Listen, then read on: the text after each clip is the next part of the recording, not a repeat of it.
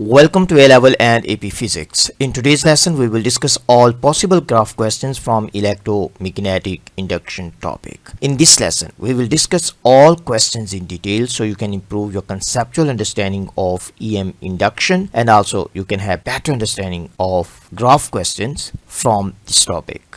Let's study together. Let's improve together. Question 10 says two coils P and Q are placed close to one another as shown in figure 10.1. For part A, it is given to us the current in coil P is constant.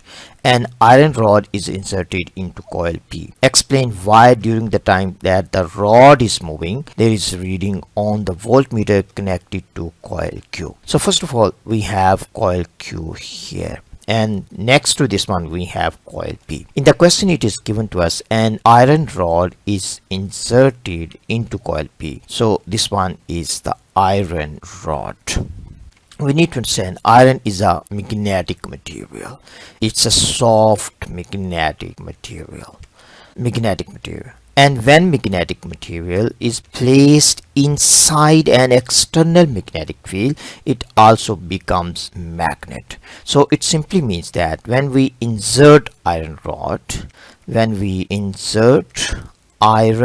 rod into coil P, magnetic field increases. We can say magnetic field increases. So magnetic field increase. As magnetic field will increase, and magnetic field here also will increase. Magnetic field here will also increase. So simply we can say there is change in magnetic flux. Change in phi means change in magnetic flux. So here is change in magnetic flux, because here is changing magnetic flux and here also will be change in magnetic flux. As there is a change in magnetic flux, and inside changing magnetic flux we have an iron core. Change in magnetic flux, and as there is a change in magnetic flux here, and inside changing magnetic field we have copper coil. Change in magnetic flux. So copper coil, or simply we can say coil Q inside changing flux. So we can say simply inside changing flux. So there will be EMF, induced EMF. So we will say there will be induced EMF in Q. So we can say induced EMF in Q.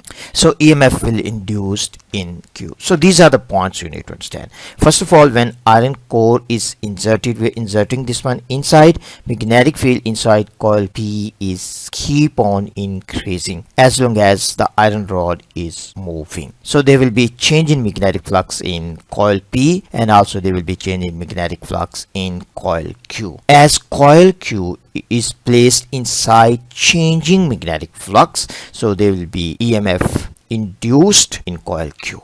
So these are the points you need to write down for the answer of this question. This question has 2 marks. Now let me show you the answer, how you can write down your answer in the proper way. So this is how you can write down your answer. And simply these points are important. You need to write down magnetic field around coil P increases.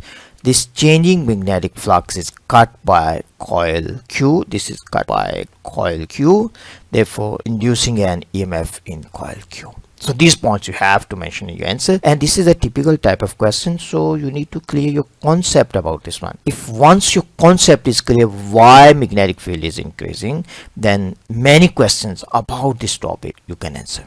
For part B, it is given to us the current in coil P is now varied as shown in figure 10.2. On figure 10.3, show the variation with time of the reading of the voltmeter connected to coil Q for time t is equal to 0 to time t is equal to t2. Current in coil P is given to us, and it is given to us how current in coil P is changing with time. And we need to sketch the graph for EMF induced in coil Q. And so for this purpose, simply we need to understand how EMF changes with current. So simply we can say EMF, this is equal to d phi by dt, and EMF we can also say This is the gradient. So it simply means that when I write down EMF is equal to d phi by dt, it simply means that I'm talking about gradient of flux against time graph. Means the gradient of this graph, this is equal to EMF. We can also say that as flux is directly proportional flux, so we can write down flux as flux is directly proportional to B, so we can also say that gradient of we can say gradient of BT graph, that is also representing EMF, or we can say proportional to EMF. For solenoid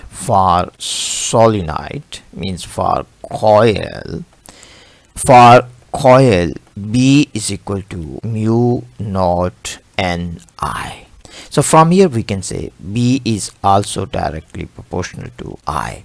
So the gradient of IT graph, so gradient of IT graph also represents EMF. But for EMF you need to understand we have a negative sign here due to Lenz's law. We have negative sign here, so it means negative gradient of this graph, and negative gradient of IT graph, that is representing EMF. So this is very important point. This has to be in your mind, and you will see most of the graph about electromagnetic induction, they are simply based on this concept. Now we have in this case I against T graph, so we can say EMF, this is proportional to minus di by dt, or simply we can say this is negative gradient of IT graph. So we can write down IT graph. So this is the main concept you need to understand to answer this question. So if you look at this gradient of this part until this point, gradient is positive, so EMF induced, it has to be negative. So we can draw, for that purpose we can draw a line. So we can draw a line here until here before T1. You can see here is a change. If you look at this gradient, you see current is changing and the gradient of this line is negative. So in this case EMF, this one has to be positive. So let me first of all clear this line. So EMF will be positive. So in this short interval of time EMF is positive, for very short interval of time. So EMF is positive because gradient is negative. And after that you can see gradient is 0.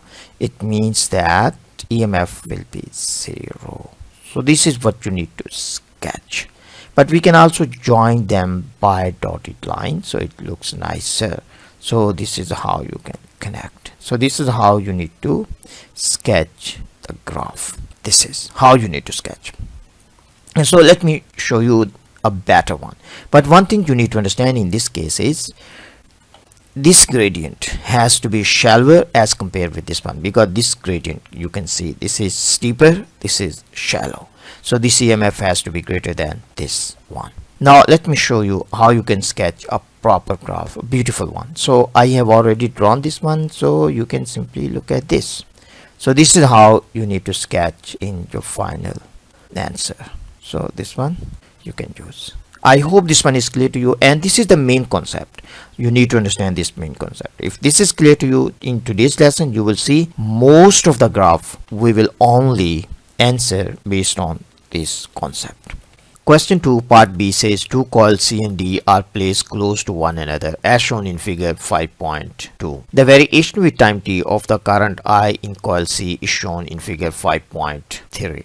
On figure 5.4 shows the variation with time t of the EMF induced in coil D for time t is equal to 0 to time t is equal to t5. And this question is very similar to the last one. In the last part we have discussed that EMF is equal to negative d5 by dt, or you can say minus d5 by dt, and EMF is also equal to negative, there will be some constant di by dt, or simply we can say negative gradient of IT graph, negative gradient of IT graph represents EMF, represents EMF. So this is the main concept. Now simply we need to look at the gradient of this graph and we need to sketch the EMF for coil T.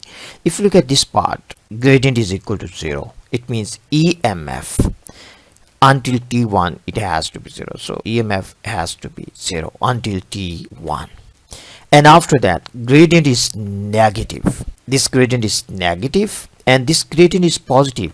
So one thing we need to understand, this gradient is shallow. Very important point. You have to compare the next part as well. This is shallow, this gradient, and this gradient, this is steeper. This one is steeper. This gradient is negative and this gradient is positive. So here EMF has to be positive and here EMF has to be negative. Now let's try to sketch the graph. In the first part, until T1, gradient is equal to 0. So it simply means that EMF is equal to 0. So simply we can draw this line here.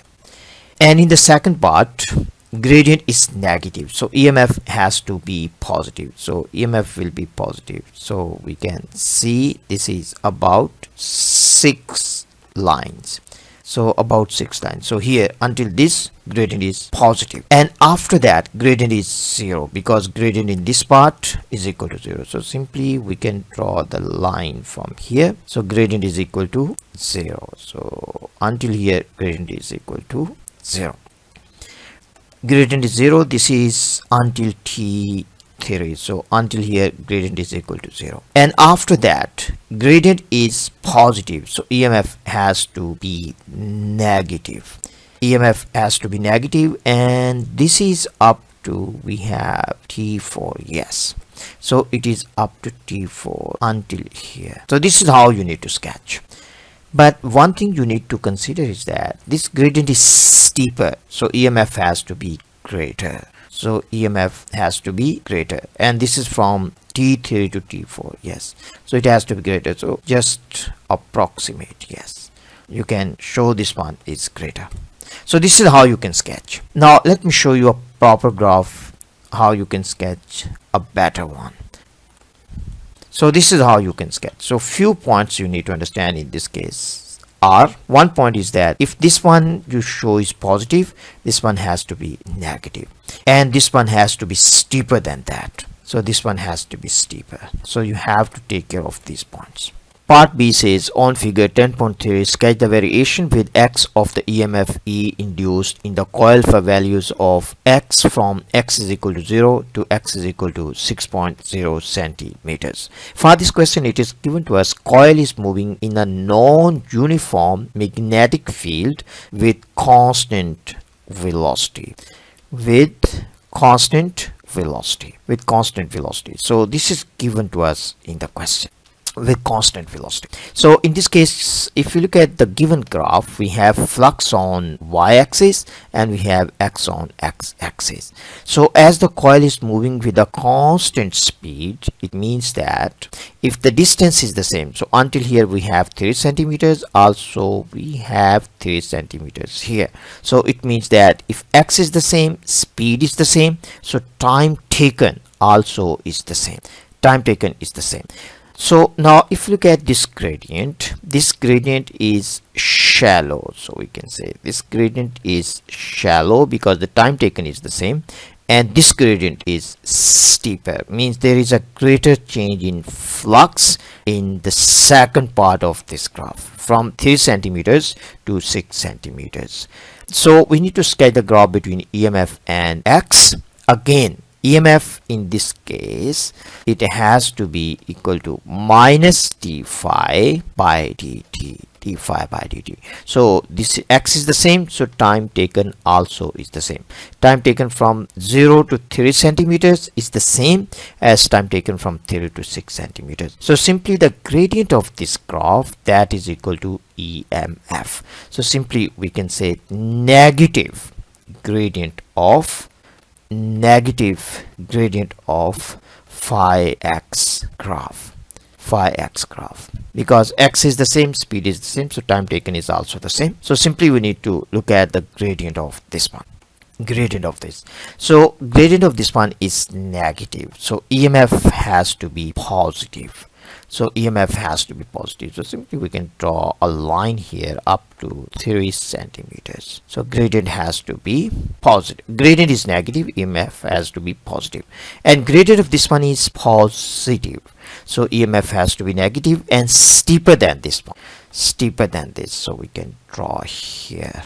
So we can draw like this. So this is how you need to sketch.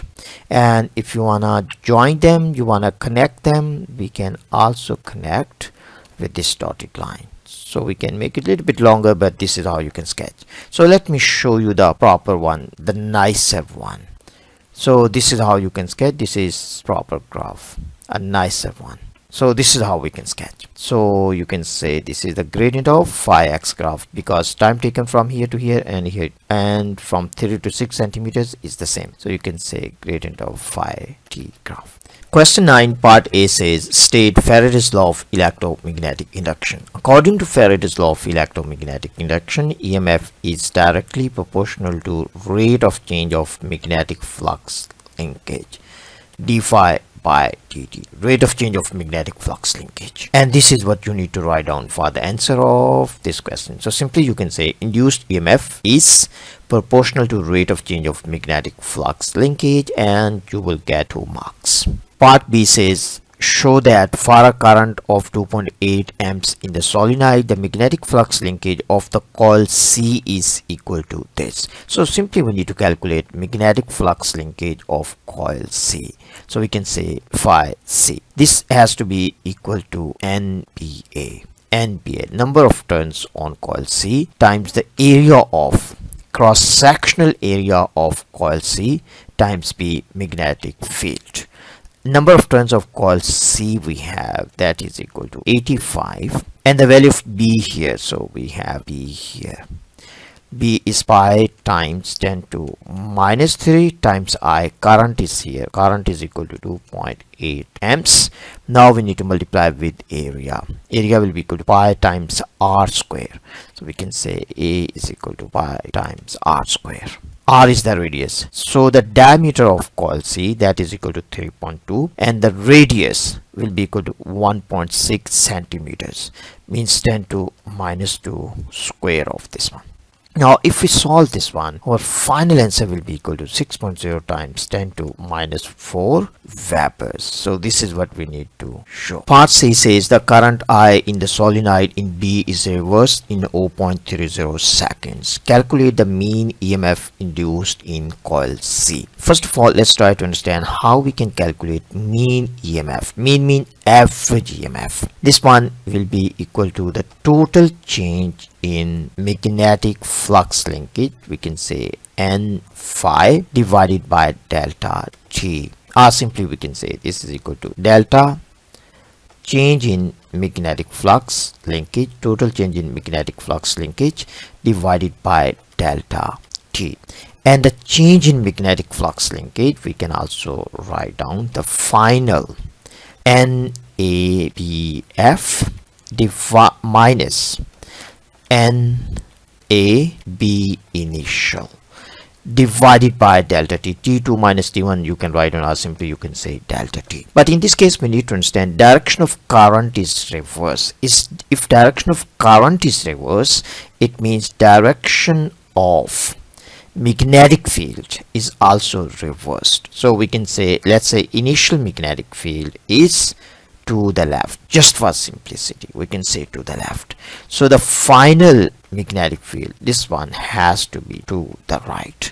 Now one we have to take positive, so in this case we will take this one is positive, so this one has to be negative. Just to make things simpler, I'm just using this kind of convention. So it means that we can write down NA is common, so we can say BF, this is positive, negative, and we have negative B initial, and this is divided by delta T.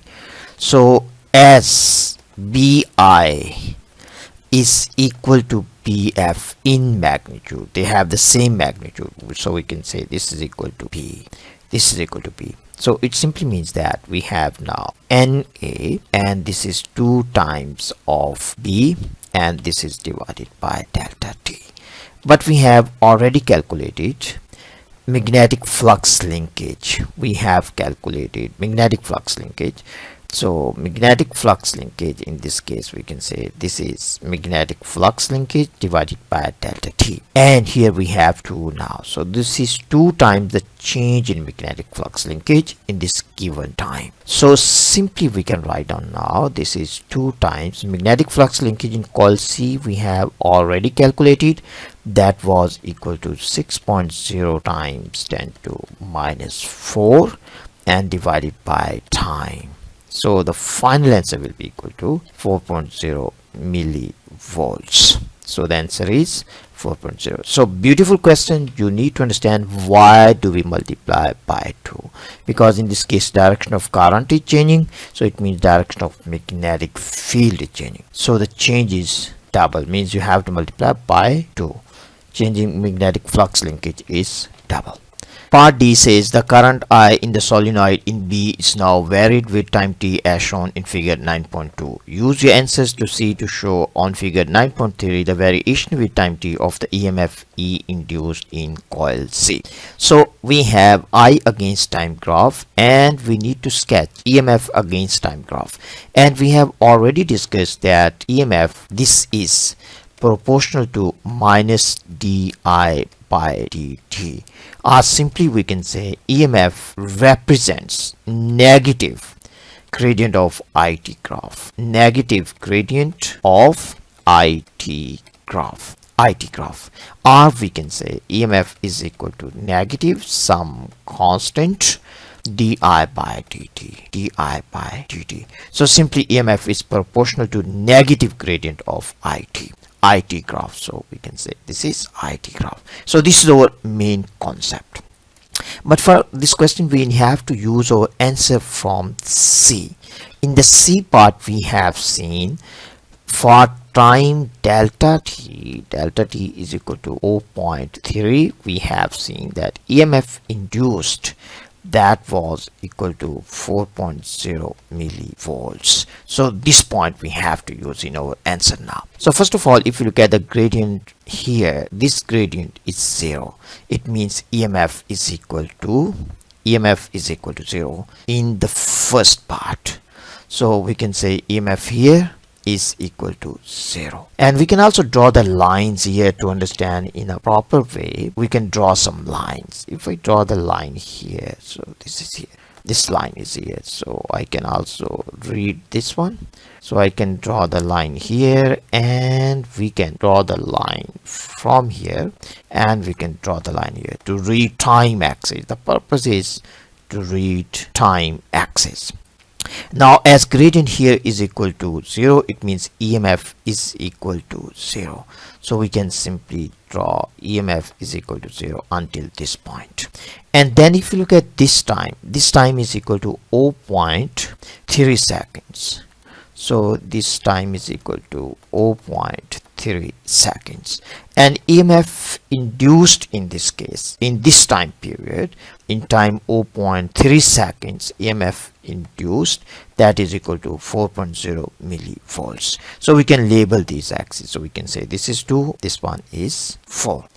So it means between this time period, EMF induced is equal to 4 millivolts.